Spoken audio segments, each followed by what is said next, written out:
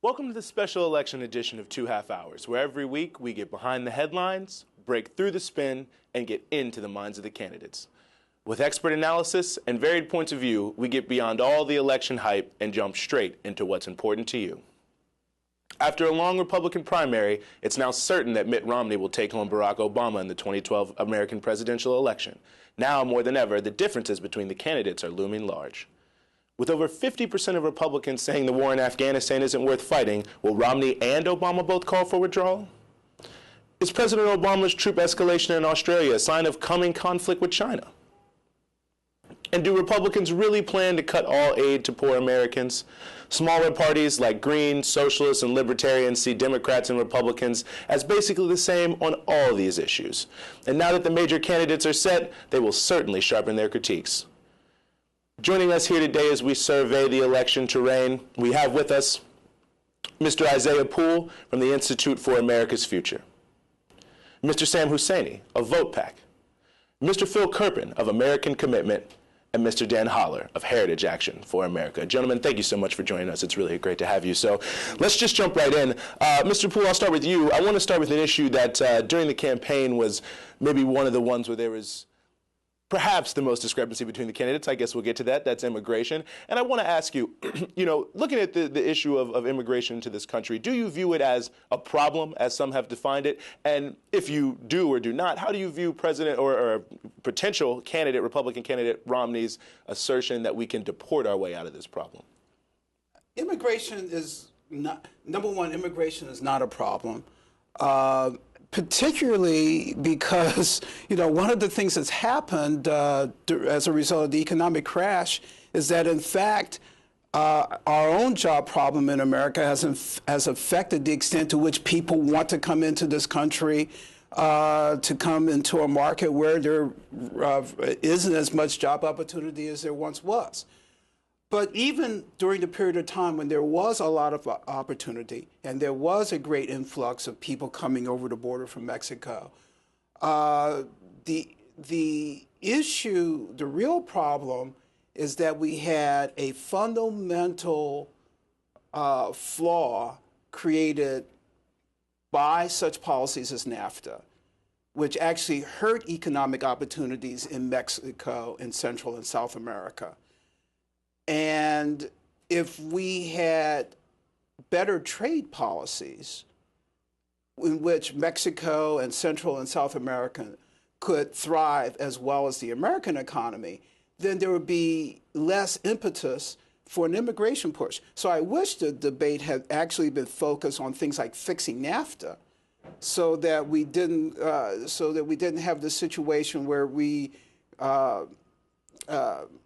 for example, killed off things like the agriculture economy in Mexico, which, frankly, NAFTA helped do in the name of trying to advantage American farmers over Mexican farmers. But Mr. Husseini, how do you see this? I mean, is there common ground between the parties? Is there a real difference? Well, I think the point that Mr. Poole just made was an excellent one, and one that doesn't get stated enough in terms of agribusiness sort of winning out. And poor Mexican farmers coming over in desperate straits to the United States. And this is part of we're having the Summit of the Americas now, and I think you're seeing a severe isolation of Barack Obama and the administration for fundamentally continuing a lot of the policies that the Bush administration did, and I don't think Romney would change this terribly much in terms of corporate trade deals that are now broadening to not just include NAFTA, but Colombia, Panama, and so on. The so-called drug war, which has wreaked havoc on large segments of Mexico, killing tens of thousands of people by many counts. The attempted isolation of Cuba, which is becoming the de facto isolation of the United States. So there's a whole host of issues that this summit, I think, is highlighting. The unfortunate similarities between the establishments of both the Democratic and Republican parties. Well, Mr. Kirpin, let me come to you here. I mean, I want to get your take on the whole range of this. I mean, do you feel that it's really America's foreign policy and trade policy that's driving immigration? And, how do you see this? Because this is something that, the Republicans we see now are saying they want to, pivot a little bit and not look so anti-Latino. I mean, do you think the rhetoric during the Republican campaign was anti-Latino?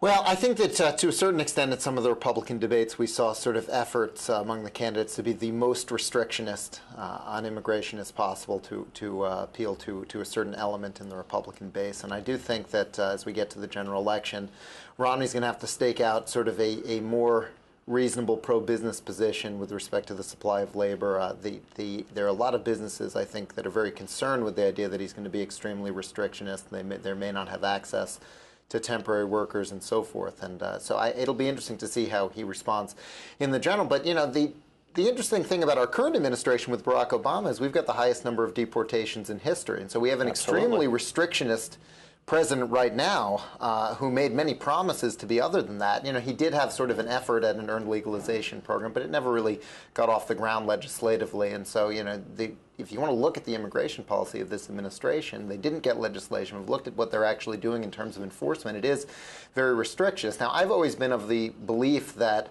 you build a wall around the welfare state, not around the economy. You allow people who want to come to work to do so. You don't have to give them access to social services and open up all the concerns about the fiscal policy impact of that. But if you have someone who has a job, who's willing to work, I have no problem with having essentially an unlimited number of quotas for people in that circumstance because they contribute to the economy.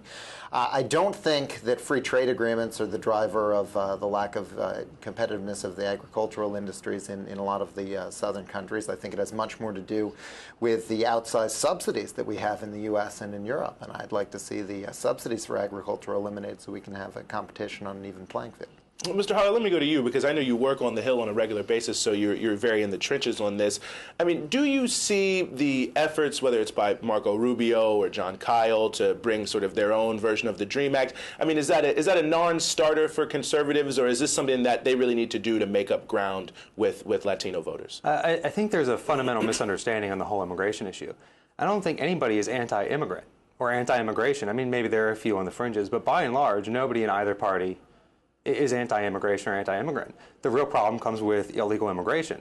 So we definitely want people who want to come over to America and work. We want those people to be here, whether they be, sort of the low-skilled seasonal workers. That system is broken and it needs to be fixed. The high-skilled workers who want to come here, we need to have a way for them to come here. So the immigration system is broken and it needs to be fixed, and that's what a lot of people are talking about. But none of that should be conveyed as being anti-immigrant or anti-immigration. The real problem comes when you have a flawed system that doesn't let people into the country when there are needs within the country, and you have the illegal immigration. So I think it's very important to understand the difference between being pro-immigration, having a good, strong immigration policy that gets workers into America, versus wanting to stop illegal immigration, because they're two very separate things. I think that's kind of weird talking about it. That was get workers into America. It's not get citizens into America. It's not get people into America.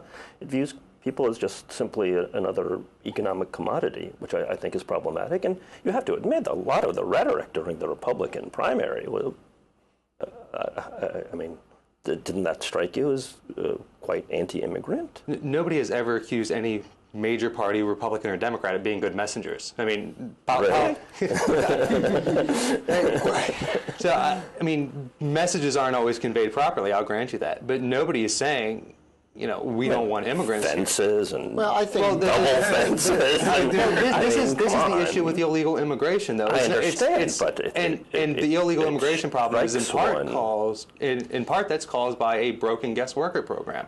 So there are legal ways. There's no debate there that it's broken and exploitive. I do view people principally as economic actors. I mean, obviously human beings do many other things, but I think from the perspective of public policy, that's. Does your wife know about? Oh, you're single. Okay. No, my wife does. Okay. My wife certainly does, and she largely shares my views.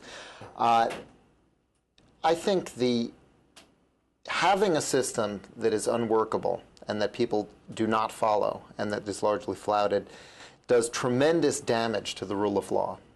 and it cannot suppress economic reality. And so if the demand exists for workers, no matter how aggressive restrictionist policies are, even if you build the biggest wall in the world and dig a moat and has sharks in it and what have you, if people have got economic opportunity on the other side of that wall, they're going to find a way to get to it. And you're not going to overcome economic reality with any kind of enforcement regime, in my view. So how do you come to grips with the pressures that exist with the economic realities and have a policy that's realistic and that can work, and that you can restore sort of respect for the rule of law around that, respect for the economic reality that the law is not going to be able to change? Well, Mr. Haller, let me go back to you here, because you had mentioned restrictive policies. Do you think that that's true, that there are no real policies that can overcome the compulsion of people to come here for economic reasons? I think that people will come here for economic reasons, and I think it's incumbent upon lawmakers and in the presidential debate to have a conversation about how to make that happen. That said, I also think there needs to be enforcement mechanisms. That includes securing the border. That includes E-Verify. Stuff to make it more difficult for people who enter the country illegally to do so. But they're not mutually exclusive. You can make sure that people who enter illegally have a harder time obtaining work because they are here illegally, and you can make sure that people have easier access to come here legally. Going through the immigration process is a disaster, and you can understand why people don't want to suffer through it. It's expensive, it's complicated, it needs to be reformed. But none of that should excuse people coming here illegally. Well, I think it's great that, I agree that, number one, there ought to be respect for the rule of law. Number two, we ought to have real policies that accommodate the flow of people and goods, across the border. But why aren't we thinking about this holistically? Because it is not just the people of the United States that deserve economic opportunity. The entire hemisphere needs to have economic opportunity. And we ought to be having a conversation about how we make that happen. We can prosper in the United States, but what's the conversation about how we get Mexico on its feet? How do we get some of these other countries on their feet so that people can make a living for themselves wherever they want to live? Well, Mr. Husseini, I want to go back to you on this because, you had mentioned the idea of human beings as primarily being an economic commodity. And I think, some people would argue, and certainly the immigrant rights has argued this, that, no human being is illegal was a slogan that they raised. I mean, how do you respond to something like that? I think that's fundamentally right. If you want to, there's this dichotomy in so-called conservatism now where, it clamps down on the slightest infringement of somebody coming to the United States out of economic desperation to feed their family, and they're cleaning toilets, and we got to clamp down on them, while you have people in high places conducting massive illegal actions that are wrecking economies, causing aggressive wars, and so on, and the notion of law and order suddenly seems to go out the window. And so, Mr. Kerben, how do you feel about this? Why aren't they prosecuted? Why aren't torturers prosecuted? Why go after all of these little fish? Where are the big anti-war protests since Obama came into office? Where are the civil libertarians angry when he can assassinate citizens? I don't think that's an adequate response for there are civil libertarians who are angry at President Obama. I think there ought to be a lot more of them. I think. I mean, if we're going to be serious about these principles, it shouldn't depend, what party affiliation. But I agree with that. It shouldn't.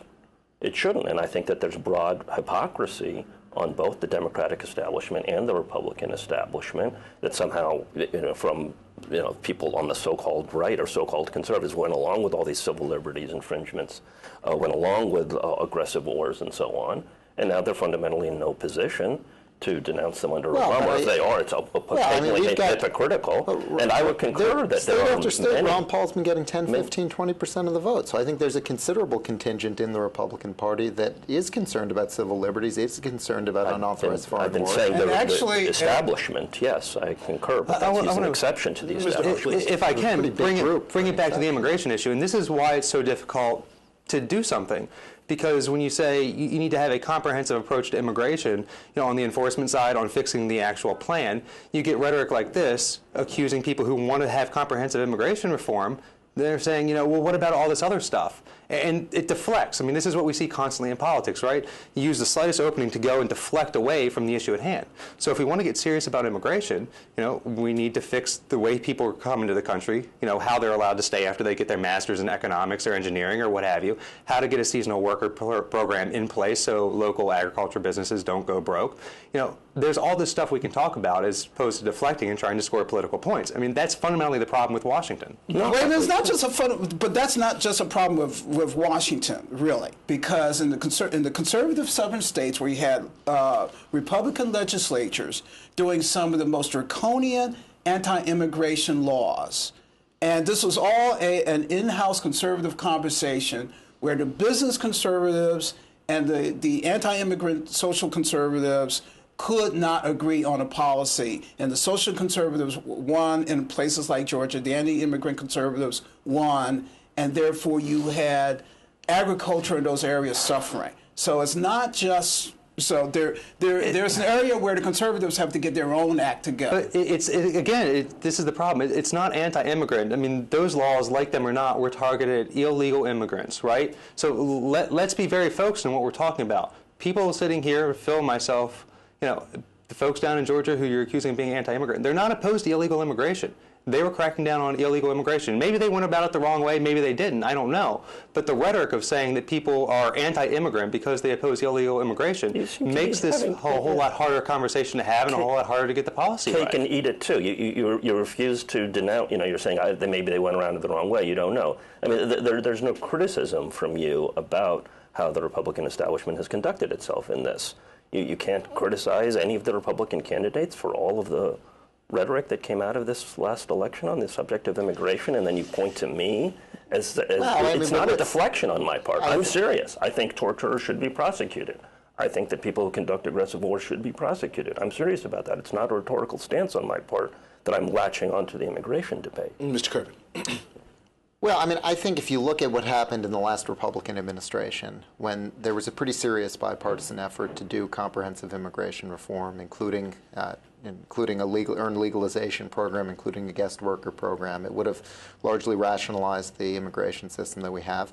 The American people were in open revolt against it. I mean, the switchboards were lit up on the Hill, and they basically said, we don't want you to pursue any of these things with as much sense as they might make unless you control the border. Now, that is not my view, and I supported that legislation at the time, but I think politicians have got to be responsive to what their constituents want. I mean, that's their job, and I think that's why we've seen them back off of the more comprehensive position and focus on enforcement. Politicians should also educate their constituents.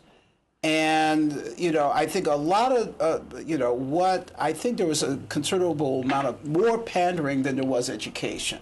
When you have this sort of the securing of the borders argument. Well, the truth of the matter is, even as you said, you could spend oodles of money on, borders, electric fences, whatever. It's a waste. A lot of that was a waste of time and money. What we needed to have was a real conversation about I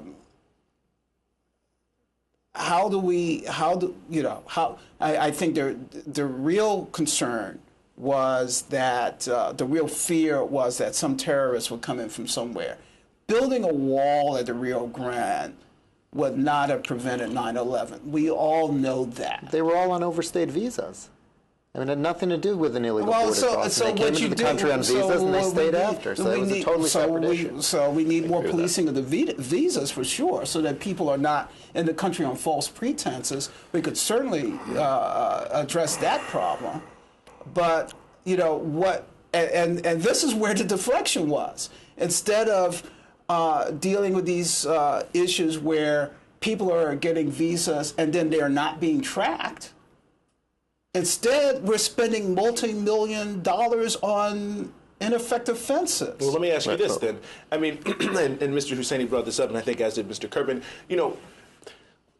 Where is the deflection coming from? I mean, President Obama, as you know, I mean, there's been 400,000 deportations since 2009, which I think is 30% off the Bush high. I mean, is President Obama pushing elements of his own base to the side? I mean, is he the one deflecting, marginalizing voices in his own party who want to have this discussion? Well, I think there's a great deal of political cowardice on all sides on this. I think it is possible, if we really wanted to have sort of the kind of honest, brave conversations we have, sort of across ideological lines, addressing some of the concerns that people have about security, addressing some of the concerns that people have about rule of law, but also acknowledging that these are human beings and what they're trying to do is simply take care of themselves, take care of their families.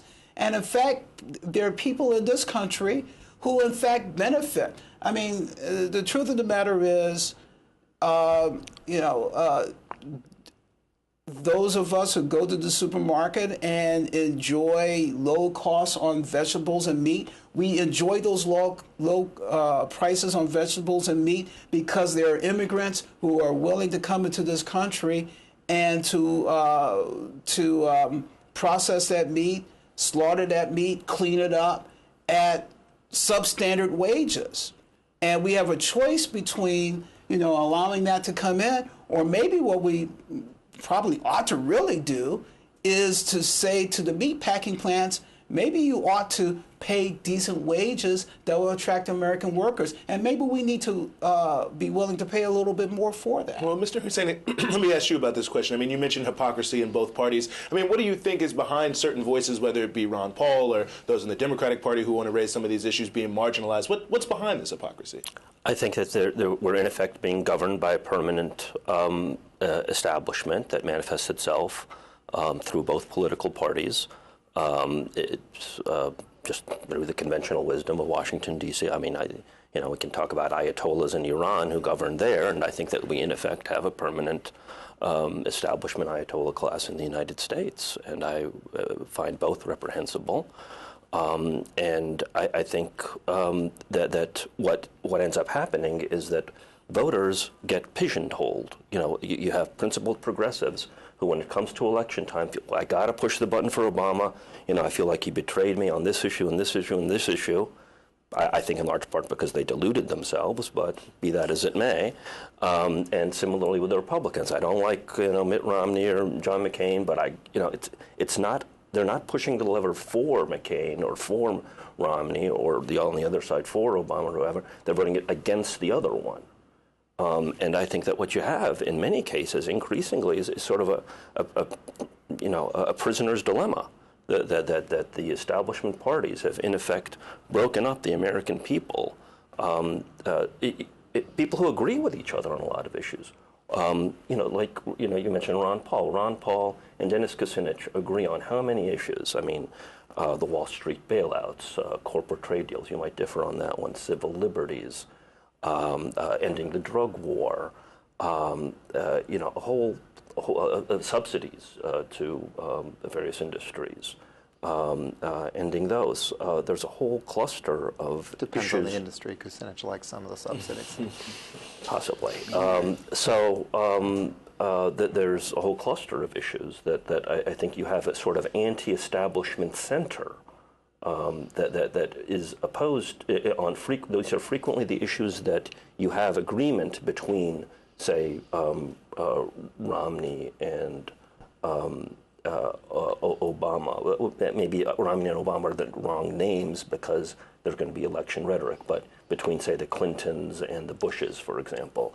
And I think that you need to find ways of people, I mean, what I advocate at votepack.org is people literally teaming up, saying you're a disenchanted Republican, I'm a disenchanted Democrat, let's both team up and both vote for the third parties of our choice, so that we don't shift the balance between the two parties, so that we get out of our partisan boxes, but that it in effect siphons off voters, because I think that in large part how voters are constricted into each of the parties is a fear of the other party. Mr. Kirby. Well, I mean, I think I like the two-party system. I like single-member district plurality voting. I think that the sort of Anglo-American political system has worked much better than sort of the proportional representation coalition-type system in Europe, where governments are constantly falling.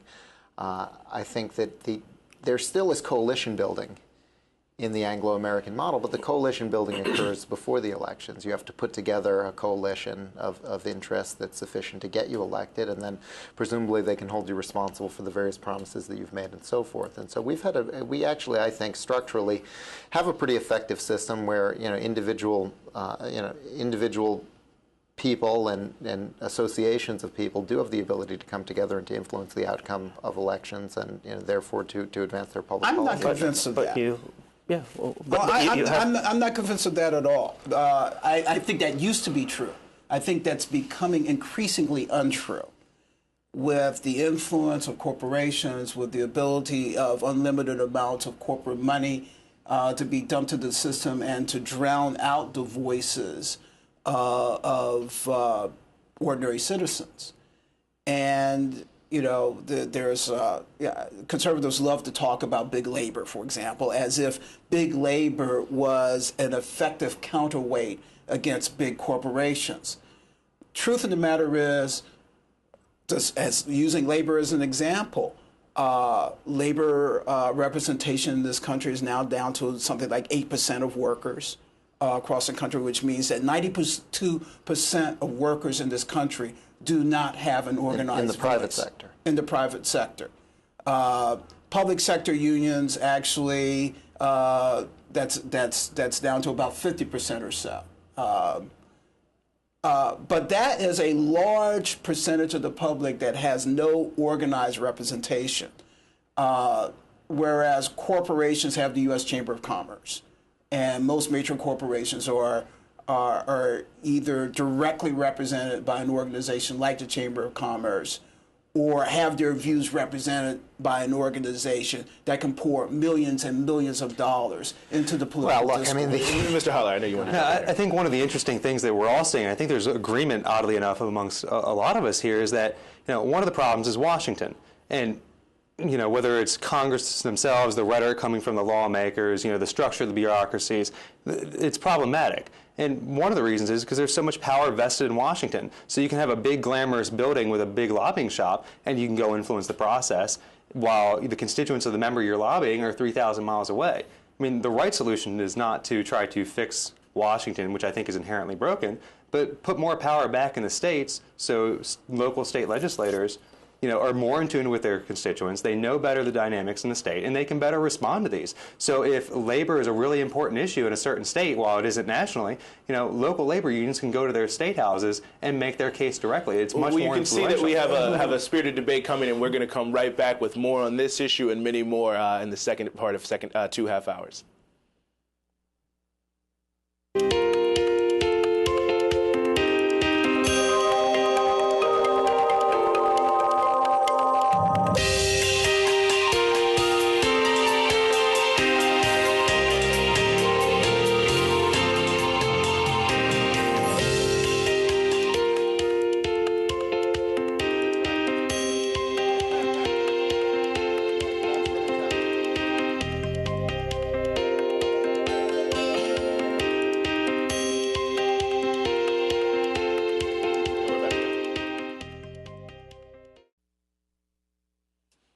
Welcome back to the second half of 2 half hours, and we're joined here by Mr. Isaiah Poole of the Institute for America's Future, Mr. Sam Husseini of VotePAC, Mr. Phil Kerpen of American Commitment, and Mr. Dan Holler of Heritage Action. And obviously, we were talking a lot here about the issue of power in Washington. Can Washington be fixed? Mr. Holler, you were talking a little bit about sending power back to the states. Go ahead with what you're saying. I mean, think about something like transportation. Transportation, the states collect 18.4 cents per every gallon of gasoline sold in their state. They send it to Washington.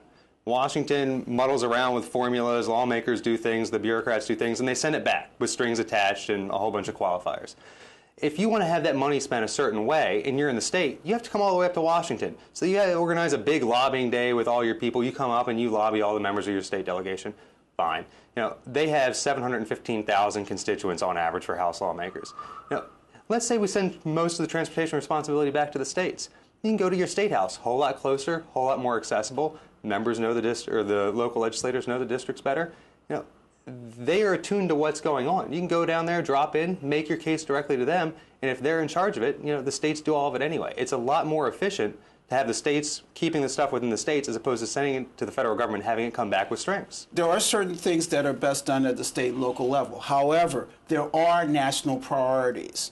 And the reason why we have a national transportation system to begin with was because a forward-thinking Republican president, Eisenhower, saw the need, saw that there was a reason to have a network that would accommodate interstate commerce and national security. And we built the interstate highway system based on that commitment. Today, there are a few things more important to our global competitiveness than the ability to move people and goods efficiently through the country. And so transportation, I would argue, is one of those things that has to be done at a national level. There has to be a national commitment, in which there's a federal government that supports states and localities in getting to where we need to be as a nation. Except it doesn't support the states. It takes the money from the states and then sends it back. I'm not saying that the system Well, that and we they have, siphon off the money to pay 60,000 bureaucrats at the Department of Transportation right off the top. They send it back with all kinds of strings attached. They send it back until now, every previous transportation bill with thousands of corrupt lobbyists purchased earmarks for bridges to nowhere and special projects. The strings include things like making sure that an interstate bus is safe. And the bridge to nowhere in Ketchikan, Alaska, to an island, Gravina Island, with 50 people on it, was an earmark in the last transportation bill, the safety loo bill.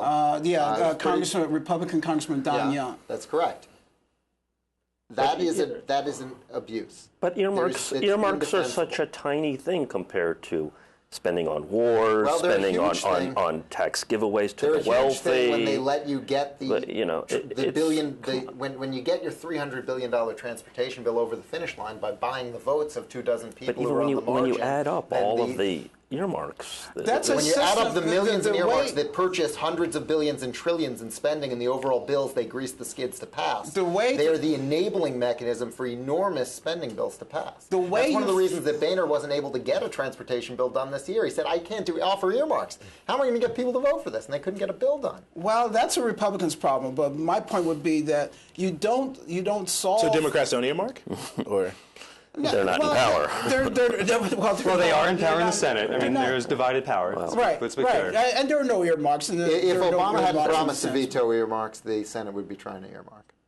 Well, I guess the real question is, and I'll start with you back here, Mr. Holler, is this really even going to be an issue in the election, though, between Romney and Obama? I mean, whether there's going to be more power in Washington or more power in the states. I mean, Romney's got a 59-point plan. He's saying he's going to do all these things. I mean, he kind of seems to be, in the swing of things when it comes to wielding power from 1600 Pennsylvania. I think that's right. At the start of the Republican primary, as it's evolved and come to an end, I think you've seen him take out bolder positions, ones that conservatives would agree more with.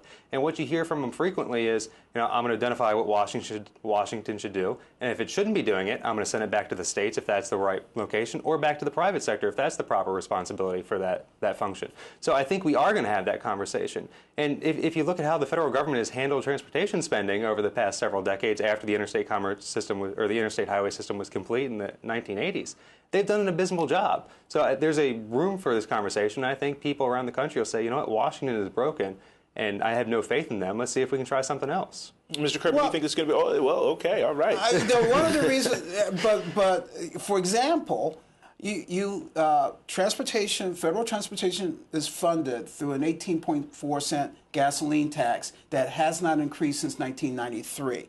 Try to adequately fund anything with the same amount of real dollars that you had in 1993. You're not living on the same paycheck that you lived on in 1993. It has increased over time with inflation, I hope. So you're saying that essentially that this will be an issue then in the elections, that Romney's positions will stake out something that will... What will be an issue in the election is whether we are investing enough in our infrastructure, in the foundations of the economy, such as transportation. Well, I'll tell you one very important contrast for the general election is that Mitt Romney has promised to repeal the Davis-Bacon law, which inflates the cost of highway projects about 30% by paying above-market union wages. And that is a major advantage when you're talking about getting more bang for your buck, being able to actually deliver more for your transportation dollar. Not paying those inflated labor costs would mean you can get a lot more done. And so that's a major difference. That, of course, Obama being very beholden to the unions. SEIU spent over $60 million from last time. Unions overall spent about $500 million, and they intend to do that again. He won't do anything that would take away their special privileges, so that will be an important point of difference. But, we are not going to have a revival of the middle class in this country as long as we have these kinds of efforts to suppress wages. Well, middle-class taxpayers have got to pay for all this. We've got to pay for all this government spending. But the bottom middle-class taxpayers are picking up the tab for all of this. You got to get government as efficient as possible if you want the middle class to succeed. And I get that. And I get that middle class people feel under siege because during the Bush administration, wages stagnated.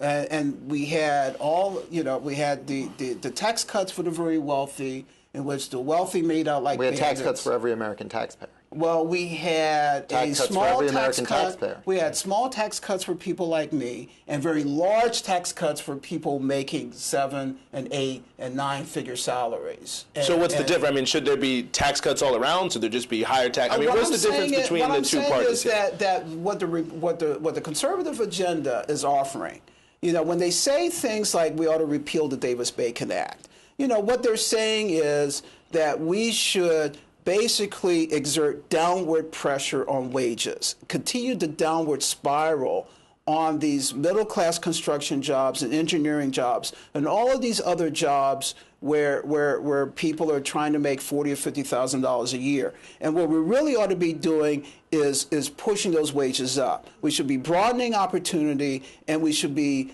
enabling people to take home more dollars, and they can pour those dollars back into the economy. By white unions to keep black workers out of the construction labor force. It is now being used to keep Hispanic workers out of the labor force.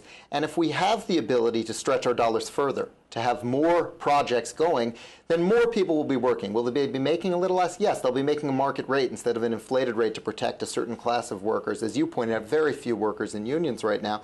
Instead of paying that inflated rate for that very small group of workers, we could be paying an honest market rate, employing a lot more people and drive down the unemployment rate. I think that's a much better outcome, and it'll cost taxpayers less. Well, Mr. Husseini, let me ask you this, because, we're talking a lot about, the middle class and government spending and tax cuts. One area that certainly you mentioned the anti-war movement earlier, and others have highlighted is military spending as something that could be cut, that could also provide more social programs. Is this the kind of thing that there should be common ground on amongst the parties? I mean, we see Ron Paul on the one hand advocating for this. We see many on the left advocating for this.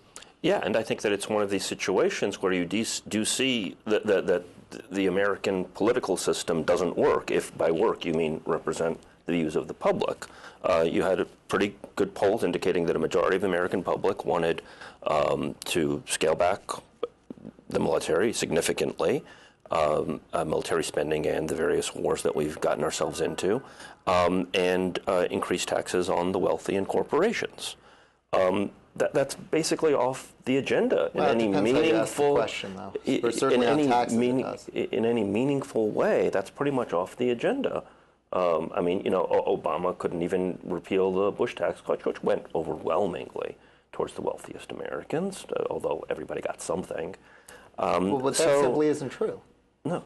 From a budgetary perspective, 90% of the revenue loss is from the provisions that they want to keep, more than 90%. The 10% bracket alone had $1 trillion revenue cost associated with it. When they talk about the so-called tax cuts for the rich, in the distributional table, those individuals, obviously they're paying so much more tax, they get more benefit in dollar terms, but as a composition of the overall tax cut, it was almost nothing. So you can't talk about, tax hikes as a deficit reduction measure when you want to keep the tax cuts for almost everyone, for almost all of the revenue loss, and just punitively apply tax increases to a small group of people, which is what this president proposed. That is not honest in a budgetary discussion. Well, this president ended up continuing the Bush tax cuts. So, how do we say, what do we mean by what this president is proposing? I don't think that, he says that he'll have more flexibility. He says he'll have more flexibility if he gets past this election. I don't think that just applies to missile defense. I think you can be quite certain that if Barack Obama is reelected, he will veto an extension of the current tax rates, and he'll also push very hard for all the other tax increases that have been in his budget. He wants to raise your taxes if you contribute to a charity, if you own a home and pay mortgage interest. He wants to increase your taxes. If you consume energy, he wants to increase your taxes. You look at his budget, they've got tremendous tax increases on just about everyone. He's pushed them. He's proposed them year after year after year after year. If he's in a situation where he can actually deliver on them, where he's free of political consequence, I think that we can expect that to happen. Why should we disregard what he claims to be for? In many respects, not to make a pun out of it, but these are marginal issues. I mean, we were talking about Eisenhower a moment ago. I mean, what were tax rates on the wealthiest Americans during Eisenhower? 95% was the top marginal rate, and what is it now? 30. It's 35%, yeah. And there's a very important lesson here. There's a very important lesson here. The 50s We didn't go too well, right? That was a time of economic stagnation in the United States. It was relatively weak economic performance, but that's not compared to what we saw after the Kennedy tax cuts, for instance. But the lesson here, which is very important for the budget discussion that's going on right now, we had a 95% top marginal tax rate under Eisenhower. Kennedy cuts it to 70%. Reagan cuts it to 28%. Bush and Clinton raise it up to 40. Bush drops it back down to 35. We've gone all the way. We've gone on this roller coaster. The top rate's gone 95, 70, 50, 28. Okay, we're at 35 now. Throughout all of that period, the federal government never raised more than an average of 19% of GDP in revenue. So even when you're at that 95% top rate, revenue was still right there at 19% of the economy. The tax code will not bear more than that. Even at extremely punitive rates, the rich will decrease their work effort, they'll move income abroad, they will recharacterize their activities in any number of ways, they will legally avoid tax, they will illegally evade tax. The lesson of history is no matter what that rate is, the economy won't bear it. The income tax. Stop illegal activity. But even if you somehow had perfect enforcement, you put trillions into IRS agents swarming everyone, work effort decreases, capital flows will leave the country in any number of different ways. The economy reacts to those rates, which is why you've never got more than 19%. You can't balance the budget at 25% of the GDP in spending, no matter what. I want to see you jump in here. We could run at 95%, it wouldn't happen. Revenue coming into the federal government was at a high in 2007, after the Bush tax cuts. We are only, despite a terrible economy, $260 billion below that all-time high revenue mark. So the idea that our budget deficits are primarily caused by the Bush tax cuts that were extended by President Obama is ridiculous. If you look at the spending difference from 2007 to now, or to last year at least, that was nearly $900 billion. It's the overspending that is driving the budget deficits, not the tax side. Well, what about the military? I mean, is that a form of overspending? I mean, we see 50% of Republicans coming against the Afghanistan war. I mean, it seems that, this is potentially an area for agreement amongst conservatives and Democrats, but it seems to be an area of great controversy. I think the problem you get when you get into military spending is looking at it as a way to save money. The proper way to look at it is say, what role is America going to play in the world abroad? How do we want to perceive our military? Do we want to have bases in Europe? What role do we want to play in Asia? And have the budget reflect that. You can't just go look at it and say, I need $100 billion in savings this year, so I'm going to take it out of the troops. That's not responsible. Well, what's not responsible is having military bases, and it's not just Europe. I think that's exactly for their own defense. It's like 100 countries. I mean, it's. I think that's exactly the point. Nobody's just merely setting a dollar figure and say, okay, let's go. No, but they are. That's exactly what the Budget Control Act did. Is it set a dollar figure to cut without any of the planning going into it. But there is planning that's gone into it. There is a philosophy around what our military should be doing in the 21st century, and that we should not pretend that we're still in the 1950s and the 1960s. That is the point. Okay, well, what is that policy? I mean, you say that there's a policy out there, but I mean, President Obama was supposed to be the anti-war president, right? And he's continued drone strikes, wars. We're long past the Cold War. He gave us the war in Libya, the 100 advisors in Central Africa. Absolutely. But we're long past the Cold War. We're long past the age in which, mere accumulations of lots of tanks and lots of airplanes and lots of this and lots of that will keep us safe. But why are we still in the Middle East then, if we're beyond this period of imperial overreach? I guess my question for you is, has Obama gone past that mentality? Well, we're still in the period of imperial overreach, and we got to ratchet that back. I totally agree with that. But I just disagree with the characterization of the dialogue that we're having now inside the Obama administration being certainly is driven by money, a lot of it, but it's not only driven by money. It is driven by something of a rethink. Is the rethink bold enough? I don't think so. But let's not deny that at least it's there. Well, I Mr. think we Hussein- should deny that it's there because there has not been a national conversation about what America's role in the 21st century looks like. And I mean, if you're going to go through and take money out of defense, cut troops, however you want to get that money, however you want to identify the savings, whether it's through people, platforms, health care benefits, whatever. You need to have a national conversation about, what our appropriate role is. Because otherwise it looks like you're trying to balance the budget on the backs of the military, which people will not support. Well, Mr. I Hussein, don't let me think ask it you looks about that way at all. The so-called cuts in the military, I take issue with the term defense, I think are quite small. And I do agree with you that there hasn't been a meaningful discussion about America's place in the world. I think that Ron Paul did attempt to do that to some extent in the Republican primary and pretty much got pushed aside most of the time when he tried or marginalized in some fashion. I think he's going to have a lot of Although delegates at the convention, and it will be interesting to see how some of these issues are addressed in the platform and if they have some convention votes over issues related to this. Well, that may well be, but that doesn't necessarily come to what I think you probably call for, a national dialogue on what America's place in the world should be. And I think notions of aggressive wars, notions of having humanitarian pretexts for wars that we see now. All the while, I mean, what we're talking about going into Syria now at some level, and we already did Libya. I mean, meanwhile, the United States, it couldn't be cozier with the most authoritarian regime in the Middle East, Saudi Arabia. Well, let me ask you about that, Mr. Kerman. I think that what we've seen here is Syria is now in a UN-mandated ceasefire, and we see that the United States government has said almost nothing about Bahrain. I mean, what's really motivating I guess is the Syria ceasefire a sign that this strategy of, sending troops and sending guns and all that to, make democracy in the world or whatever they want to call it is a failure, or? Well, let's just acknowledge, first of all, that the past 40 or 50 years of foreign policy has created a lot of messes.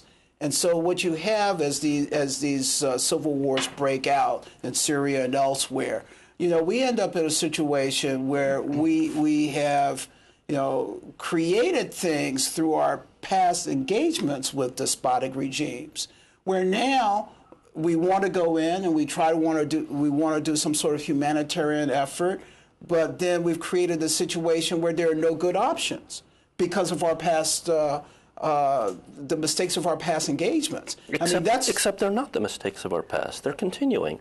We're still incredibly cozy with Saudi Arabia. We're still incredibly cozy with Israel. That shows no prospect of changing. And Obama, whatever the rhetoric of the peace candidate, he immediately turned his foreign policy team. They're all people who voted for the Iraq War. He kept Gates, Clinton, Biden, all of his advisors, the ones who were actually in Congress at the time, they all voted for the Iraq War. So, I think, it's... people accused Clinton of triangulating. I mean, Obama, it's beyond triangulation. It's prismation. Why do you think we haven't seen the sort of robust anti-war movement that we had during the Bush presidency? I think that you have seen some. And I think that there are some groups and individuals who have carried a principled stance on that. And I could rattle those off for you if you want. But I think that you're right that you haven't had some. I think that a lot of so-called liberals and progressives simply reduced everything to Bush hatred. And I don't believe in Bush hatred any more than I believe in Obama hatred, any more than I believe in any other kind of hatred. And I think that that's a dead end, and all they could see was getting Bush out of the White House, and then they, switched off. Well, speaking about that, Mr. Kerman, how do you view that, actually, the anti-war? I mean, Obama campaigned as the anti-war president, and so, what's he going to say in 2012 now? I mean, obviously, he hasn't necessarily been the. I think he'll tout the. I think he'll tout the fact that he approved the assassination of Bin Laden, and I think that he'll tout that he brought the troops home from Iraq. Is that a betrayal of his message? I think that will be. I think that will be a pretty powerful message, particularly bringing the troops home. I think will be very powerful. But I think it of course. ignores everything else that he's done elsewhere, and that he started his own wars. And so, but I think he'll largely get a pass from the Democrats on that, and so they will tout the successes and ignore the rest. But I think that part of what's happened here is that Obama has what I call it's the indefinite detention of the progressive voter. Because he passed the Indefinite Detention Act. And with that act, he's done this on several issues. He, in effect, gives the president more power to, say, detain people.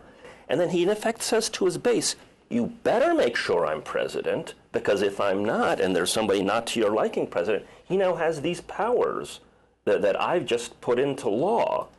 And it in effect, is an imprisonment. He's done this on the XL pipeline, on different issues. He, in effect, lays the groundwork for a potential further disaster from a progressive point of view that has negative policy effect, I think, from a principled conservative point of view as well in many cases.